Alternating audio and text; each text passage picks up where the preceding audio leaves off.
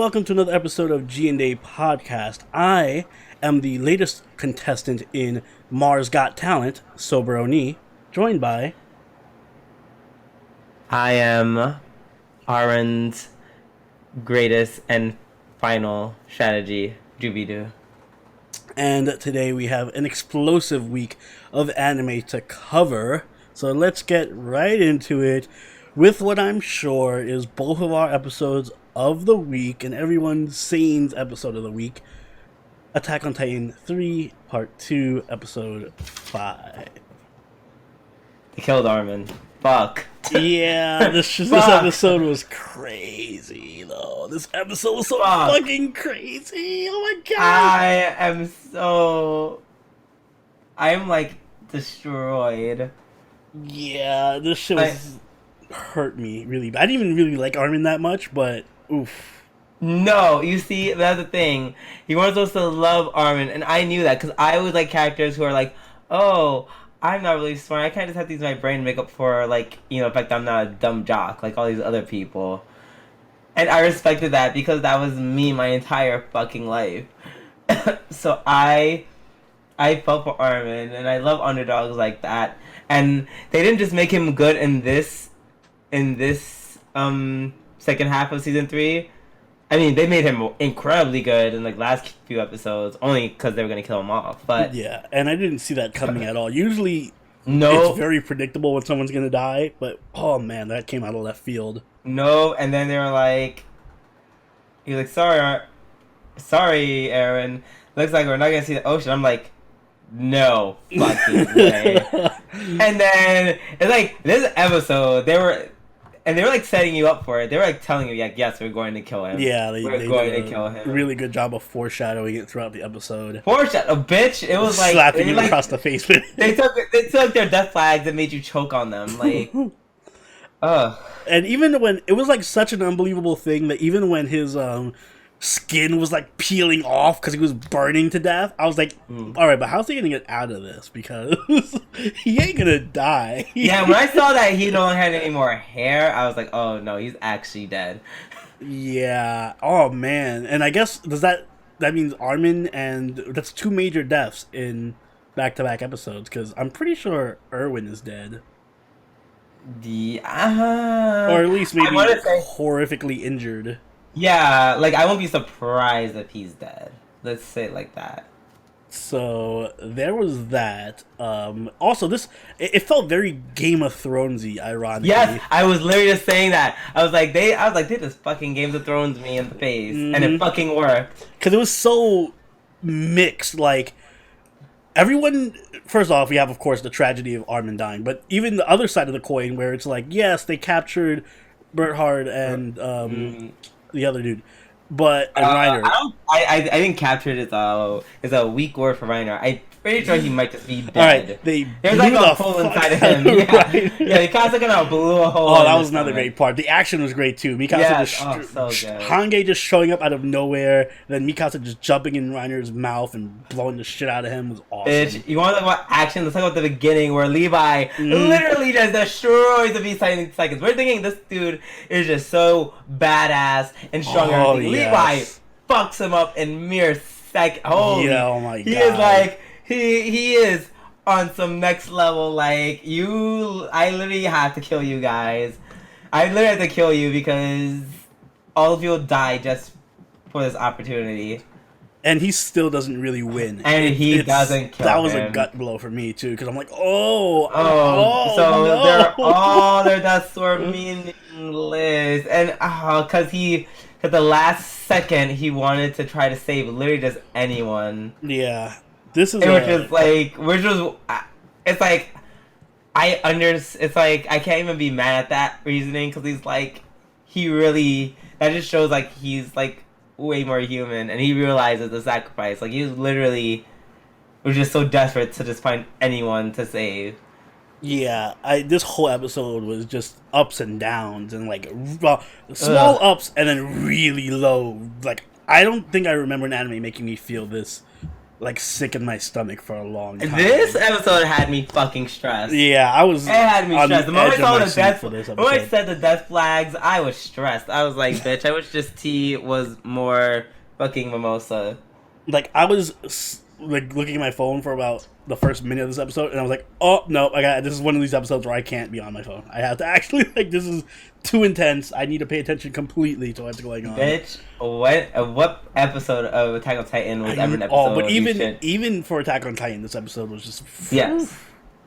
It was just... I'm kind of glad this season's only 10 episodes because they put their heart and soul into like these 10 episodes. Like, every episode of the season has been incredible. I can tell, yeah. See, unlike other series, Game of Thrones, they actually make do with the amount that they're given. Mm-hmm. Oh, it was, and I don't remember if you remember the end of last season of part 1, where it was like the stinger at the end, where Levi and Mikasa are fighting each other on top of a roof. I'm wondering if that's this. Like, is that gonna happen here? Oh, the Kazuki just be like, you blew it, time to kill you. Like, yeah, something like, or Levi does something where, I don't know, like there has to be some reason for them to fight with each other. So I'm curious to see what's gonna happen. Maybe they get pissed because Levi got everyone killed, kind of. I don't know. Maybe it could be a family thing. Because remember, they're like, oh yeah, there's that whole family. subplot. Yeah. Shit, man, everything's going crazy. Oh, I love Attack on Titan. Oh my god. This is the most intense 10 episodes. I'm so mad they killed Arm. Like the main 3, they killed off 1. That's crazy. And that makes me feel bad because I'm like, oh shit, anyone can just die now. Anyone could die now. Like now, yeah, they're like, no one is safe. Mm-hmm. Except for Eren, probably. But you know, I haven't felt like that since that episode in the first season where Eren died, quote unquote died, where he got swallowed by a Titan saving Armin, and then there was like 3 or 4 episodes where we didn't know what happened with him. Yeah. I think that was the last time I had this sense of, oh my god, did they just kill a main character off? So yeah, that's that. Pray for Mikasa, everyone. Keep her rest in peace, Armin. You were a bad bitch to the very end. Yes. Spoilers, by the way. Spoilers. Anywho, hello, this is we're literally talking about the anime that happened in the week. Everything we do is a spoiler. Let's move on to something more fun and wholesome, where no one died. Carole Tuesday, episode 7. God. So, yes. So basically, Carole Tuesday and Angela appear on, or set to appear on Mars Brightest. Mm-hmm. It's a talent show, very much like American Idol / Britain's Got Talent. Mm. I love like all these little fun tropes that they do when they're like in the waiting area. Like that was so funny. Like there's some guy in a Sailor Moon outfit for no reason, and like some Insta famous dude. Apparently that was an actual Japanese dude, a Japanese singer. Instagrammer? No, I think his name was Shota. Wait, who is? The guy who's pretending to be the Instagram junkie. He's actually a famous Japanese singer. Hold on, I'm gonna look up his profile. Like an IRL? Yep, Shota Aoi. He is a voice actor, singer, pop star, blah blah blah blah. Oh, so he's probably gonna like do a song. I hope so. That'd be awesome. Yeah. Shota, how do you say this? Oh, never mind. Literally. Yeah, so he's that famous. You just type it in and it autofills it. Never fucking mind. So maybe he'll do some music. Oh god, he's so pretty. Jesus. Yeah, just like in the show. But yeah, no, I did appreciate all those little things that they did in like the behind the scenes waiting area. It was really cute. I loved the part where Tuesday, where Carole brings up to Tuesday, like, hey, aren't you supposed to be hiding? Like, is it okay that you're on TV? Because I was thinking that the whole episode, I'm like, isn't she supposed to not be making public appearances like this? I totally didn't think about that. Well, probably because I was drunk when I watched it, but yeah, and they're just like, "Hey, I'm gonna steal your glasses." Like, Yeah, and he never gave them back because they were never still get there them at back. the end Yeah, of the episode. they were there at their house at the apartment. But for me, the highlight was the actual auditions from the various Yeah. weirdos. First of all, I even though I get it, I'm not. I wasn't a huge fan of them showing the black girl twerking. It was funny, but It was funny for me in the sense that it's like, yeah, this is exactly what happens when you watch America's Got Talent. I would not say black girls are twerking. Like You- that. This is not. You have not seen America's Got Talent in recent years. Wait, hold on. I like all the bad auditions. Remember the dude from American Idol? I know the bad ones. Like, what was the dude from American Idol? The she bangs dude. William Hung, was it? Fuck what I know. Oh wait, you're right. Oh, this is the totally thing that happened. Oh my god. Oh, Yeah, like all the God. things that were auditions were like references to random shitty performances and stuff. Yeah, but these are like good twerkers though. Yeah, but it wouldn't be fun if they were all good. My favorite performance Yeah. was the Martian dude, the the Martian singing authentic Martian songs, and he the little tongue thing that he did. Oh my god, that was definitely for the Russian singer. I keep forgetting his name. Yeah, it was a reference to like a Russian song. Yeah, that Russian dude who always like that's literally what he does with his mouth. It was perfectly animated. I'm glad the budget went to having this dude use his tongue so well. I mean, in my mind, like, I feel like they just like ripped like those seconds of like the Russian guy making those noises Probably. and just like stuck it in there. And they're like, it's only like 3 seconds. They can't sue us. I'm curious. Well, I'm not curious. I'm upset that they didn't actually show Carole Tuesday's performance, though. Like, I know Yeah, we got to they're- see all their performances so far, but They're like, bitch, we can't make songs for every episode. Which, you know, is fair. Yeah. That is fair. it is fair. And I did like the way that this episode kind of developed with the whole Tuesday feeling insecure and like, oh, I'm just fucking around and I don't know anything about your past, your character, or anything. That was really cute. Yeah. She goes into how she, like, dropped out while, like, her mom is Hillary Clinton and her brother is a Harvard graduate. Mm-hmm. That was it was a good character building moment for both of them.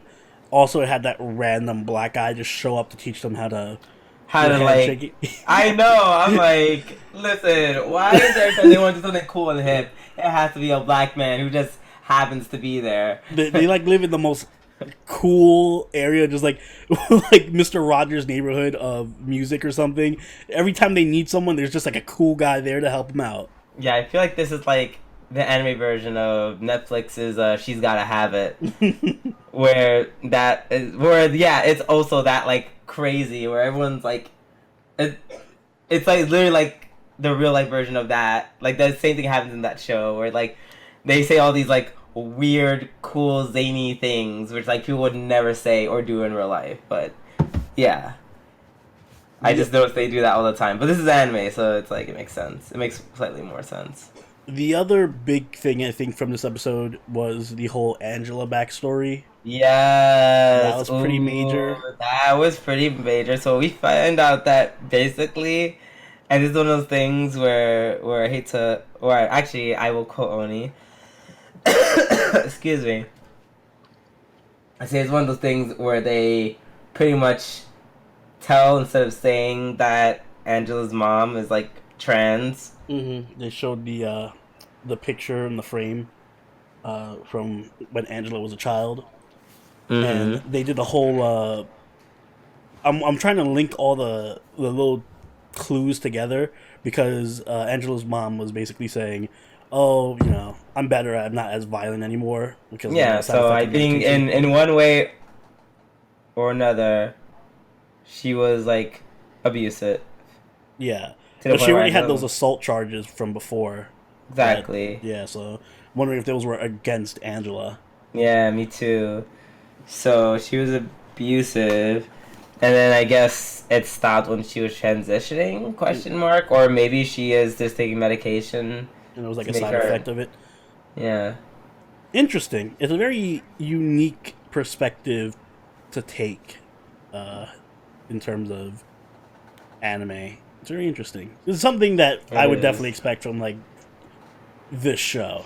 Like there's a lot of really interesting atypical things it's going for. Yeah, it's very banana fish. Like this is like in my mind this is like banana fish but in space and without as nearly as much murder. Yeah. But yeah, dude, I'm really enjoying it. Oh my god, their handshake at the end is like insane. I thought it was gonna be like a 3-step thing, but it was like it felt like they went super extra with it. Yeah, they went super extra. Like, how you feel like you're gonna win, and then you just do the handshake? I'm like, I'd be like, bitch, that's not an answer. Okay, but can you answer the question? Yeah, right. I'm curious. They keep building up this eventual confrontation with Angela, so I really, really hope they like dive in on that next episode where they actually have to compete against her. That'd be so fun. Oh, I hope that's what happens. Yeah, that would be, and then and then they both lose to the actress from Kakegurui. I need to watch that again. That scene was great. Let's move on. Let's move on back to the action with One Punch Man 2 episode 7, where it all comes together, kind of. Did you say One Punch Man? Yes. Okay. Sorry, like, my Netflix was like, let's play this preview that you didn't ask for. And I'm like, could you please not? Thanks. I'm looking for it. Where is it? Okay, here we go.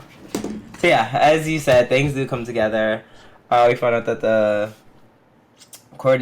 attacks by monsters were indeed coordinated because it was done by what is known as the Monsters Association. Ooh, very ordinary. Name. Yeah, right. Very interesting name. So then they released another horde of attackers, but the S-ranked people this time are like on top of it. Shout out to my boy Pig God. Yo, Pig God is my favorite. He literally just ate her. I'm just like, I'm like, okay. So is that your thing? You just eat all your enemies? You're just literally a cannibal? Is that how you fight? So you know? Yeah, so my big issue, coming into this episode, I was watching it, I was kind of like, there's so many subplots going on at once. We have the tournament arc with, Saitama. You have all this crazy monster shit happening outside. And then you have... I forgot Garo was even around for, until he showed up again. I'm like, oh, right, Garo's still a thing. So it feels like there's 3 arcs happening at once. So it's kind of like... I don't feel lost, but I feel like this is a bit much. Wait, when did Garo show up again? He showed up for literally 1 second to be like, oh, there's Watchdog Man. I'm going to fight him. And then... Oh, yeah. Wow, see, I totally forgot that. Exactly. And I'm like, I'd feel a little bit better if, I don't know, this was more spaced out or more cohesive. Yeah, like if they could all be if it could be a little more Shock Block and Two Smoking Barrels, where all the mini plots all interweave with each other. That would be cool, but these just seem like a bunch of very separate and more or less unrelated plots. That will, I guess, eventually converge at some point, but it's I know, I feel like they can converge and then diverge and then converge again. Yeah, the whole that would be a better format. The whole thing with the when the samurais were all meeting up, or the swordsmen were all meeting up, and then one of them had the monster eggs or whatever, and I'm guessing that's the connection between the sudden, outburst of monsters and Garo. So maybe Garo is also a monster. Did he have one? Oh yeah, the monster cells. Yeah. Yeah. Did he also ingest a monster cell or something? I'm thinking maybe that's the connection, but otherwise, It's just like, oh, there's 3 separate subplots going on at once right now. That's Yeah, all. but I don't know. But the guy turned into like a monster. I feel like it's not something as simple. Yeah. And not to mention, Garo is already as strong as like class S people. Like, Yeah, but imagine if he has a monster cell. Maybe he can. There you go. There's your excuse for him to actually fight Saitama. yeah. Speaking of which, Saitama's actual fight this episode was surprisingly good. I thought. It was good. It was good, even though it consisted of Saitama just standing there more or less. But it was good because his opponent, Seiryu, was literally just doing the most. Yeah, he seems like an actual would be the top rank S, fighters, like among the top rank S fighters if he were a hero. So he's definitely super ultra powerful. But I like that they always come up with reasons to make the fights interesting. Like in Saitama's case, it was like, the tension was he can't lose his wig. That's the only reason he didn't win immediately was because he was just trying to hold on to his wig. His wig, yeah. So I don't know. I love that the seriousness of the fight is always contrasted with the silliness of Saitama. Like even the part where Saitama just hip bangs him, hip bashes him. Yeah, just like a hip attack. Yeah, and his pants just fall down. Yeah. So I like that they always intermix comedy and action and seriousness. Even the moments where Saitama looked super serious and had like the really over the top character shading and everything. Yeah, he looked like he was like turning into like a berserk character. Like, but I actually liked when he got serious because he's just like, oh wait. Like he got actually upset that like he was like mocking the heroes. Mm-hmm. So there shows that there's at least some kind of he has some kind of respect for heroes. So interesting. Yeah, like the old version of Saitama's still in there somewhere. Yeah, even though he just doesn't give a fuck half the time. But yeah. I wonder if that means the tournament arc is done. So now we're just gonna move straight into the monsters and Garo. Carole, yeah. I think it's not over for Seiryu. I think the whole purpose of this arc was to like introduce him. Mm-hmm. So there's no way they would bring up such a powerful character and then and he's a human, so he's not dead, so he's gonna come back at some point. Yeah, I'm sure he'll go off the train for another couple months and then come back even. Oh my god, I hope him and Garo fight. Oh, that'd be awesome. Oh my god, I love how he was like, I know a thing about martial arts. It's you just do cool spins and stuff you just do that to make your moves look cool. Yeah. That's what I was thinking when Seiryu was like walking all intimidating and shit. I'm like, he's just doing everything to look extra and cool right now. It felt like mockingly, like I was watching a parody of Dark Tournament or something. Like the Toguro fight. Yeah. Oh god, I remember that. Good times. Alright, well, enough action. Let's talk about everyone's favorite girl. Fruits Basket, episode 8. Yep, and literally, she's everyone's favorite girl. Is there a character more loved in the world than Toru? None. I'm actually somewhat jealous of her. I know. Kind of. I wish I was as popular as Toru.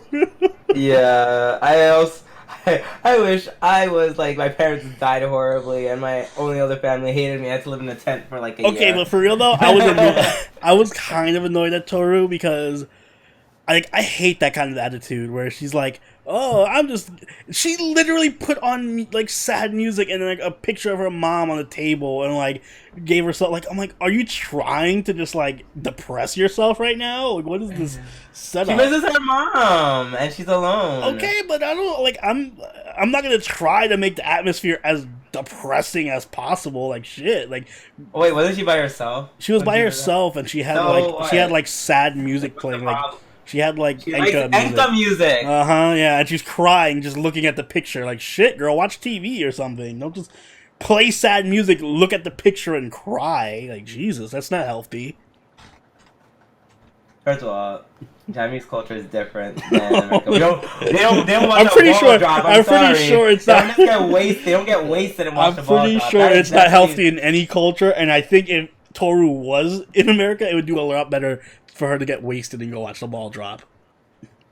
First of all, she's 16, so no. Mm. Secondly, why are you hating on her for mourning her parents? I'm hating on her. I'm not hating on her. I'm just saying, like, You are you're hating being on her. so extra about it. Why are you so sad? It's like your mom died. This is your first, you your literally first New Year's you without have your all mom. these people or like, Jesus. hey, do you Get want to chill? over it. You want to Get chill with us? over it, God. Shut up. You wanna- Toru. you God, wanna- Toru, your mom is dead. Literally Fuck. has all Get these people over like, it. let's hang out and have fun. And she's like, nah, you guys do your own thing. I'm gonna cry in my room looking at my picture of my mom while I play sad fucking music all day for 3 days Because she doesn't straight. want to- because she's the kind of girl that doesn't want to intrude on like family stuff. I obviously am not that kind of person, so seeing how I definitely like All patched right. your holiday, your I'm gonna go cry at a picture of Kyrie for 3 days while playing "My Heart Will Go On" by Celine Dion. All right, and I don't want you to to question how I grieve. Kyrie's alive. Well, she's not here though, so it doesn't matter. It actually does. Like Toru's mom is definitely dead. Lucy, I'm gonna go get a picture of my old cat and look at it for 3 days while It's playing. been over a decade. I don't care. What, are you questioning how I grieve? This is how I grieve. I take a decade before it hits me. Anyway, on to the substance of this episode. I'm like, you're like something stuck in my throat. That's the reason why I'm not fighting you on this right now. Yes. You're lucky.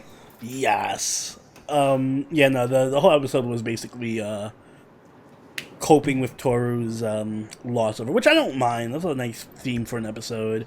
It was kind of boring. Because Yes, it was just like, God, it was. oh, Toru, we love you. Oh, Toru, blah, blah, blah. Yeah, like the guys they didn't even like make it. They made it halfway, and then they were like, "Oh my God, Toru, I can't bear to see you sad." First of all, once again, and I brought this up, I think in last episode or the one before, where did they get this love for Toru? Like It's like, been 4 months. Okay, I repeat, where did they get this love for Toru? What? That doesn't mean shit to me.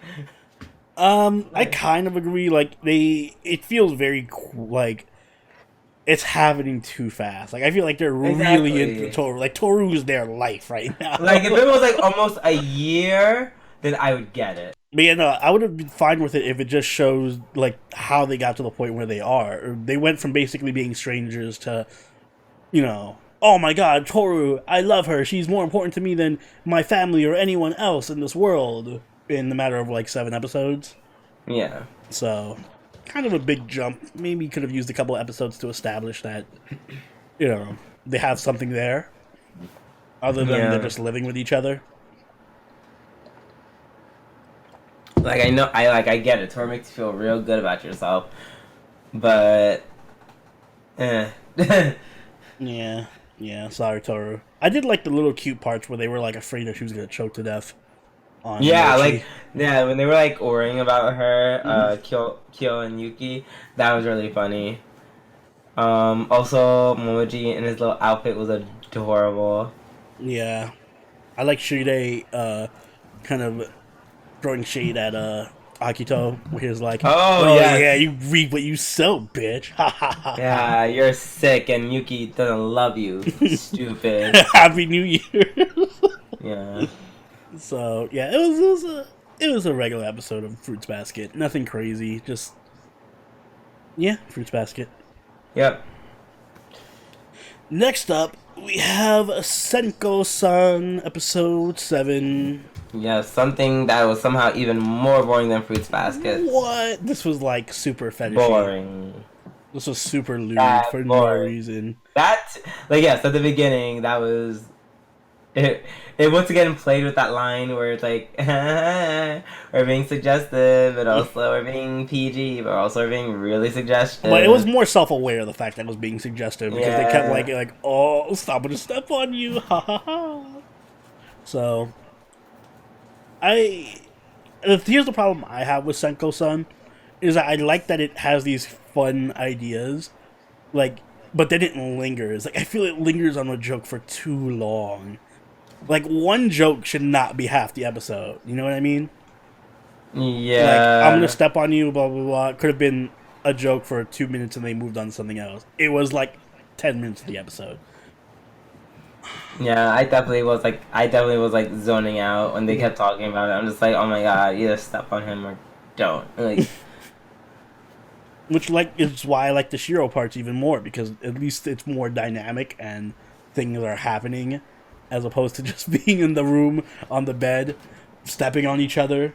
yeah, but even that, the Shiro thing wasn't even that exciting. All they did was walk, and then they were like, "Oh, she might like you because you're like her ancestor," and he's like, "Oh, well, Well, I thought that she's part was cool." interesting because it introduces some kind of conflict. And like, what if So. Senko really just sees him as his ancestor and doesn't really like she's just indulging in her own, you know, unhealthy relationship. Like, I'm just gonna marry your great great great grandson because he looks like you. Yeah, but they opened and closed it in like 2 minutes, so I was like, eh. Yeah, I know. I wish it kind of lingered on it and like had like a plot point for the next episode or something. Like, I'm gonna confront Senko about this newfound, information. But no, he's like, I don't give a fuck. Even if that is what she's doing, that's fine. We're happy. Exactly. So it's just like, I'm at this point. I'm just waiting for the other fox to show up, the older looking fox girl, yeah. and see where that goes. But I mean, I really wish there was a better comedy this season. Like I feel like for the past few seasons we've had 10 out of 10 comedies. Yeah, really stellar Like comedies. Kaguya-sama, and I forget what was before that, but we had another. Hinamatsuri. Hinamatsuri, yeah. This is kind of just like a low point for the season of comedy. It's fun to watch, but it's not. First of all, whoa. First of all, I would never call Senko-san a comedy. Not in a billion Well, years. it's not. It's a slice of life. Slice of life, which is, yeah, that is separate from comedy for a reason. It's slice of life comedy. No, it's slice of life. Look at the tags. We are both looking at anychart.com. Yes, it says slice of life comedy. It does not say that. It does. Liar. It actually does not. It does. It says slice of life comedy. And It we're looking really at it right now. does not. Oh my god. I'm gonna share my screen with you. I'm gonna just to prove you wrong. Where's my freaking Annie chart? Boom. What does that say? Wait a minute. Hold on. Cause wait, no. Must no. No. Oh, come on. Eh. Yeah. Oh, okay. There you go. Are you sharing your No, screen? look. Look, it says slice of life comedy. It does not say that. I'm glad that this is gonna be the point that we're sticking on. Hold on. It does not say that. He does not say Where that. does it say? I see slice of life comedy on your screen. Wait. What? It does not say that. It definitely says romance. Are you blind? Oh well, mine says comedy. Why does yours say romance? I don't know. I don't know why he calls it comedy. It's, cause I can think of literally a million things that are funnier than that. It's definitely not a romance. I wouldn't go that far either. Like, what's romantic Yeah, about I it? agree. I agree with that too. So yeah, bunch of wrong tags. Guys, fix your tags. That's a real lesson we should take from this episode. Is tagging Exactly. needs to be fixed. It's a slice of life comedy. 100%. Anyway, Yes, which you know what? Who has their tags on point? who? That would be Benkyou got Dekinai, episode 8. Yes, it would be. It is definitely a comedy ecchi, as this episode Yes. proved heavy on the ecchi part. Yeah. I love how it's just like, hey guys, you're studying a bath, it will help, and then everyone's like, we're not gonna do that, and everyone just immediately does that, Is there? and then, I was gonna say, did you get triggered by Urika's tan lines again? No, surprisingly, I did not. Good, because it's beautiful. She's clearly the best. She is unapologetic. This episode just made me realize that she is the most beautiful girl and the best girl. No, I like Risa. I still like Risa's still my favorite. Risa's still the best girl for me. I don't know, I really like the way how they combined the plots of them being in the bathtub and him having a phone. Yeah, that was really fun. Yeah, it was really good. I love the part where he's trying to Google search and he's just like typing tags into the text message to Fumino. Fumino's like, I'm not Google, bitch. Yeah, I'm glad he was just looking for studying things and not like porn. Right? Big booty. Oh wait, just Fumino. Tentacle boar. Tentacle boar. Wait, why was it the tentacles eat you, or do you eat the tentacles? I liked how each girl had like a different. There was something different with his phone going wrong, like the texting, and then with Rizu, it was calling her by mistake, and then with Urika, it was camera. Although that was more her fault than it was his fault. Yeah. Yeah, I loved when Riza's dad picked up the phone, and then Riza gets all tsundere on her dad. Mm-hmm. It was really cute. She was like, "No, you can't touch me now."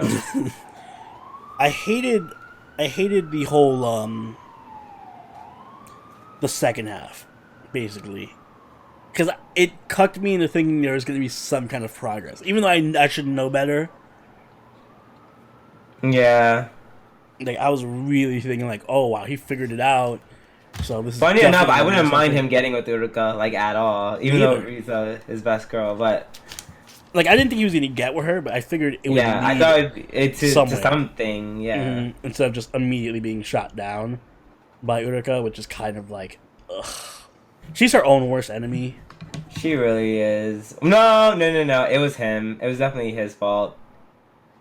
Really? You don't just ask that. You don't ask that. That was the perfect time for her to be like, yes, I do. You do not ask that question. It was literally them by themselves, walking home in a nice area, quiet, romantic. Would have been the perfect time for her to be like, yes. No, this would have been the perfect time for her. You have to let her confess on her own time. You can't make people confess if they're not ready. Or you could just ask, like, you're allowed to ask, and then she shoots herself in the foot by saying, "Oh no way, ha ha ha ha ha ha." I don't know. I just feel like that's like just common sense. Don't ask if someone likes you, because I feel like more times than not they're gonna say no. Like, they're going to say no. Like, if they're not ready, they're going to say no. I don't know. I feel like he had the right to ask her, and she should have definitely. It was a good chance for her. She got the assist. She could have easily made that layup when she fucked it up. She just fucking dropped the ball. No. He was a baseball player. He was the pitcher throwing a 100-mile-per-hour fastball, and she was like trying to play Pee-wee. No, he was like the quarterback. He was throwing a Hail Mary, and she dropped it. How many other sports analogies can we make? She was on offense in soccer, and she was trying to score the goal, and Yuya was on the same team and just kicked the ball away from her into out of bounds. Alright, well, Yuya was like the 6-iron, and Urika was the ball, and he clearly could have. I don't fucking know golf. I don't know. Wait, what are you talking about? I'm not even going to try to pretend I know anything about golf. Anyway, the fact remains she fumbled it. So, I don't know. I don't see her getting back into it now, is the thing. Like, she shot herself so bad that I can't see her weaseling her way back in. Yeah, me neither. And also, Fumino is also starting to catch the feels. Yeah, Fumino's definitely the dark horse right now. Yeah, because she's like the only one who actually gets him, like, in a very normal way. To be honest, I wouldn't mind that pairing either. Like, I don't mind any of them pairing together. Like, Fumino's my least favorite, but I still think that they're pretty cute together.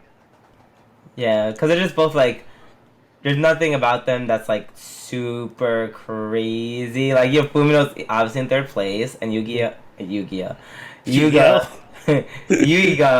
is clearly like there's nothing crazy special about him. So it's just like, yeah, very ordinary. But to the point where because they out of all three of them, they get along the best. Yeah, they definitely do. Like Riza's being kind of awkward, and Uruka is all like, "Oh my god, I'm a crush on him." Then I'm all fucking awkward about it. And Funo is just like, "Hey, I'm gonna talk to you like a normal person." Mm-hmm. Yeah. Yeah. So yeah, I think I also would like them to be together. With that said, let us move on to our last show of this week. Back to being violent. We have Tate no Yuusha, episode 20. And this was another contender for episode of the week. For me. This could have been. Yeah, I literally just did not see Attack on Titan. This was an episode of the week. Mm-hmm. Fucking insane ending to this episode. So it's basically just continuation of the climax of the fight between the four heroes and the Pope. Mm-hmm. I don't know really what the cathedral did besides block out the outside world and stop them from escaping. But other than that, I'm not sure what else it did. Yeah, I think it just locked out everyone else. It was like a barrier. Yeah, and then looked cool. Yeah, it did look cool. Of course, he's already kind of evil, but then he was also like, I'm willing to sacrifice everyone and have them all die so I can power up my super mega sword, lance, bow, shield. Actually, it wasn't a shield. Ironically, the shield would have saved him, but... Yeah. It's too bad he doesn't worship the shield. But, yeah. I love the little bits of teamwork that they had with each other. Like, them doing their combo attacks and stuff was really cool. Because it actually shows that if they were to work together and be a party, they can be pretty damn powerful. Yeah, if they worked in one party, they would be unstoppable, like, essentially. Mm-hmm. We also got a bit of the Queen showing up, which was great. I actually really like the Queen. I like that she has her her armor looked really cool, and she just commands the battlefield. She even got to use a spell somehow through the cathedral. Yeah, she's like, I'm just that bitch. Mm-hmm. You're frozen now.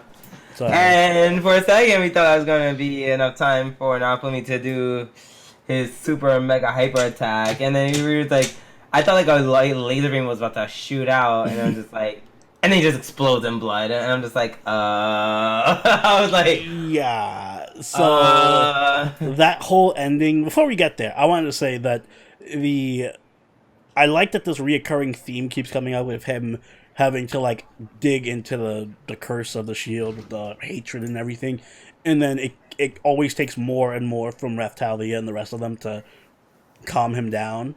Yeah, last time it was Raphtalia. This time it was all three of them. Yeah, it was all three of them. So I'm kind of thinking like eventually he is gonna push this too far, and it's gonna be like, oh shit, one of them's gonna get like super hurt really bad because they were all fucked up afterwards. They had like these burn marks on them.